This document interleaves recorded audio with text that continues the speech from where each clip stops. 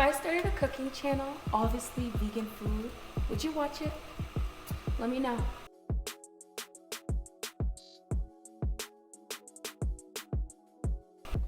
Welcome to the first episode of D Should Be Cooking. I'm just playing. Anyways, eventually I do want to turn my YouTube channel into a little bit of a cooking series, specifically vegan, vegetarian lifestyle. Everything is going to be easy prep, low maintenance. I'm very simple. I don't like to spend a lot of money in the grocery store, let's be honest. I eat very clean, but not very specific regarding like organic foods. I have no problem with buying canned foods, adding my flavor to it and making it work my way. Today I'm going to make one of my favorite vegan dishes. Super quick, it takes about 30 minutes to make. It is curried lentil stew with like 3 ingredients. By the way, this entire meal costs like $5 to make. The ingredients go as such. Canned lentils. I don't really care about brands. I don't know a lot about brands. If you want to be the most healthy, obviously you would get the bag of dried lentils and then soak them. I ain't got time for all of that. My meals need to be ready in like 30-40 minutes tops. Carrots. I think these are organic.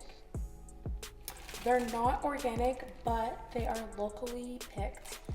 So Canadian products. Whoop, whoop. 1 large potato, and then a whole bunch of seasonings and herbs. I might use some basil, and I'm definitely using thyme. For those of you who don't know, I cook with a lot of thyme. I'm going to be using oregano, garlic, Cajun seasoning. Once again, put it in everything. Salt and pepper, cayenne pepper, and obviously curry. You can add some cumin as well. All right, so the first thing I'm going to do is peel and dice the carrots and the potato, wash my lentils, and then I'll be right back. At this point, I've already diced all of the vegetables that are going into the stew, and I'm going to rinse those thoroughly before I add them into the pot. I'll be preheating a pot approximately this size on medium heat with some olive oil, because these carrots and potatoes are very solid. They're gonna take a long time to soften up. Meanwhile, the lentils are soft, obviously, so they're gonna go into the pot last. Something I thought was very important to mention is you do need to rinse the top of the can, because you have no idea what type of creatures or critters were crawling on it while it was in storage, leaving behind a bunch of dust particles that you don't want ending up in your food and in your body.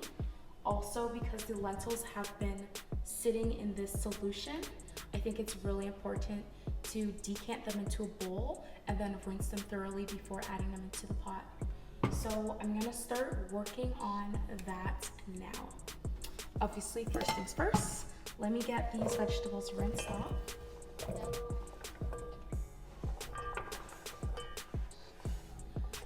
Whatever.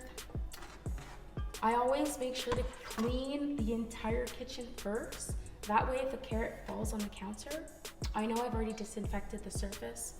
I'm throwing it back in my bowl and I'm rinsing it.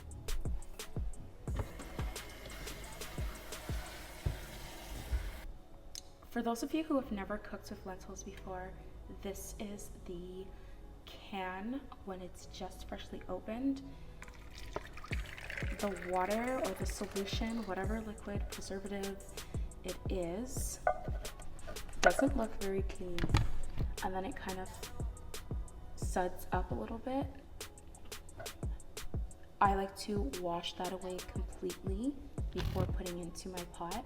And then this is what it looks like when it's been rinsed once, and I do intend to rinse it one more time. This is what the potatoes and carrots looks like.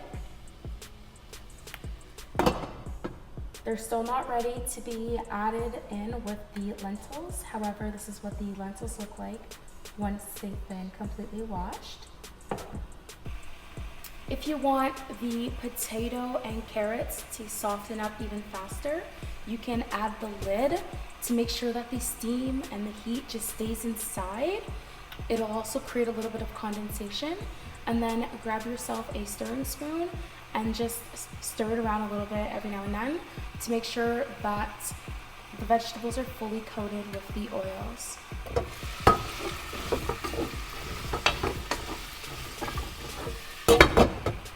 It's good. So I checked a minute ago and I know that the carrots and potato had gotten soft. I'm just going to do a fork test. You see that it's like really soft. So it's perfect because the lentils won't take very long. Once I season them up, it's pretty much ready.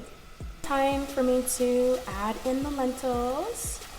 I did leave a little bit of water on the bottom. That way, everything in the pot won't get really dry. I'm going to stir this up, but not before I add a little bit of my seasonings. So I'm doing garlic powder. I don't measure my seasonings, obviously. Who does? I just go ham with them. So this one is the Cajun seasoning. Love me some Cajun. I literally just open it at the big spot and I just go crazy. Oregano, don't need much of that because I already have other spices and herbs that I'm gonna add, but I like my food spicy, so lots of cayenne pepper, most definitely. If you can't handle pepper, you really can't sit at my table. It's a shame. Obviously, the most important ingredient is curry powder. Okay, curry is very strong. It's going to stain the plates, the cutlery, the spoon, your clothes, your teeth, your skin, everything. So you really don't need a lot of it.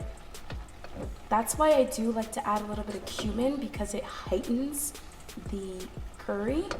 But yeah, I'm just gonna go with a little bit for now. I'll stir it up, taste it, and then potentially add a little bit more curry, a little bit of salt, and a little bit of black pepper.